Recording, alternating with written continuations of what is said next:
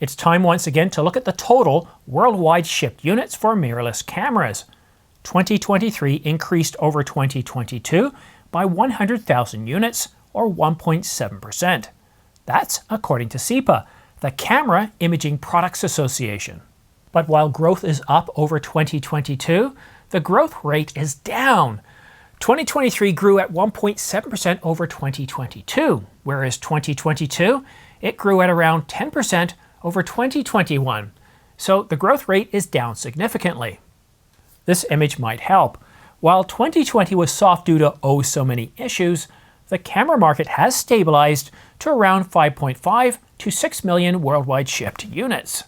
Long gone are those double-digit growth years from around 2008 to about 2018, and we know the reason for that. It's because of the smartphone, and for good reason. The latest smartphone, or even a smartphone from 5 years ago, is more than adequate to capture people's memories. And not only that, it's close by either in our pocket or our purse. And while mirrorless camera shipments have settled in around 5.5 to 6 million units per year, camera lens shipments have also taken a hit, but they too have stabilized at just under 10 million units since 2020. And we don't expect the camera market to return to its glory days, where we could expect anywhere from 10 to 15 million units of camera bodies sold every year, where we could expect to see up to 20 or 25 million units of lenses. Those days are long gone. Now we can expect to see some years where the growth goes up and some years where the growth goes down. The key to success in this market is new products, innovative products, camera bodies, and lenses. In years where camera companies like Sony, Nikon, Panasonic, and OM Systems release new and exciting cameras, follow-ups to existing cameras, new and exciting lenses like this 200 to 800 millimeter, we can expect those years to be growth years. But for years where we get minor updates, few releases, we can expect those years to be down years.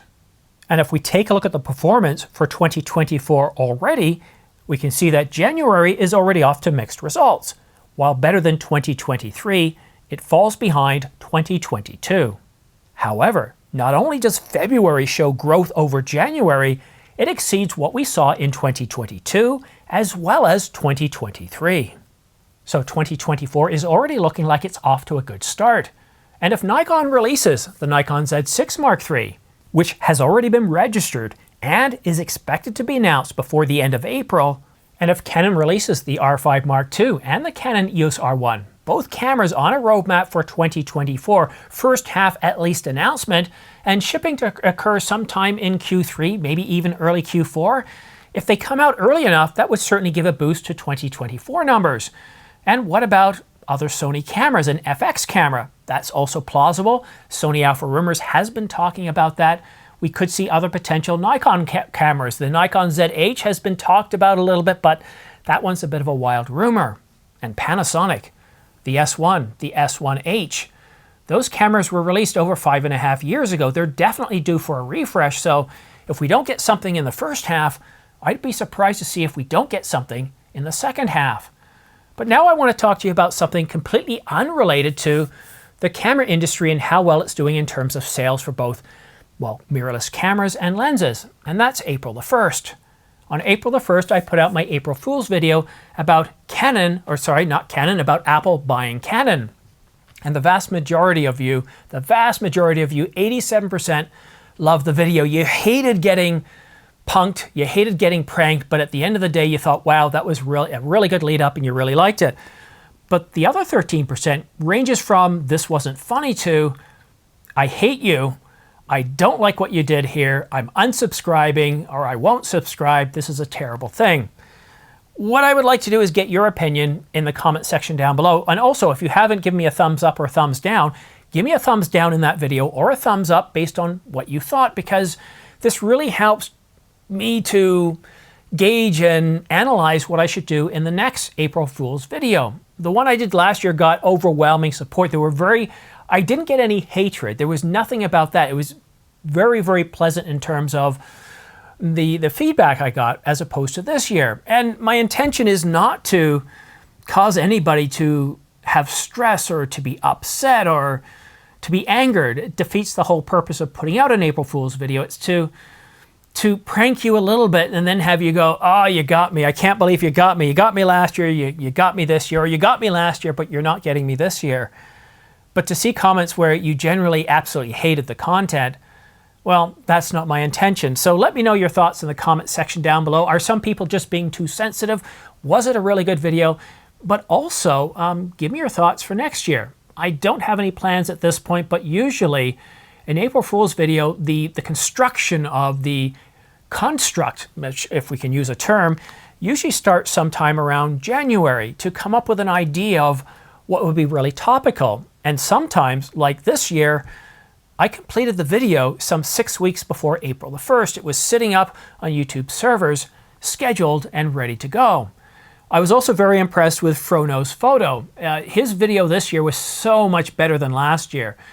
The quality of the effects and the presentation, it felt real. Other than he was reporting that the Nikon Z6 Mark III, the A9 Mark II, and the Canon EOS R1 were all released on the same day, being a Monday.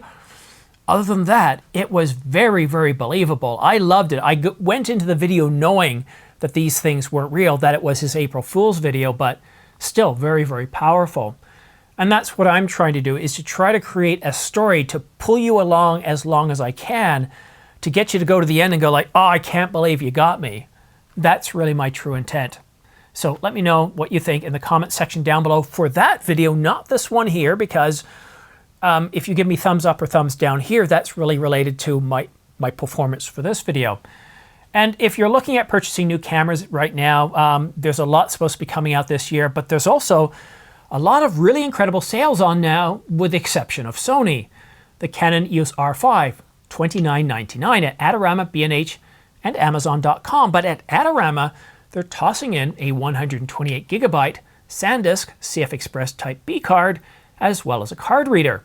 You'll find the R3 not only on sale, but at a reduced price.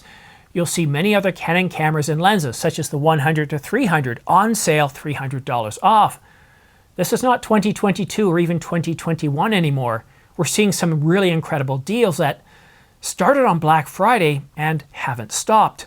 We're seeing great deals like $700 off the Nikon Z7 Mark II, the Z6 Mark III, $400 off, and Panasonic, wow, $500 off, $600 off, depending on what package you get. Like with the S1H Mark II, we're seeing up to as much as $1,165 off. And at one point, there was $1,600 off the S1H and a lens package. Really incredible deals. So I know there's a lot of really powerful stuff coming out, but at some point, you really need to look at what your capabilities are.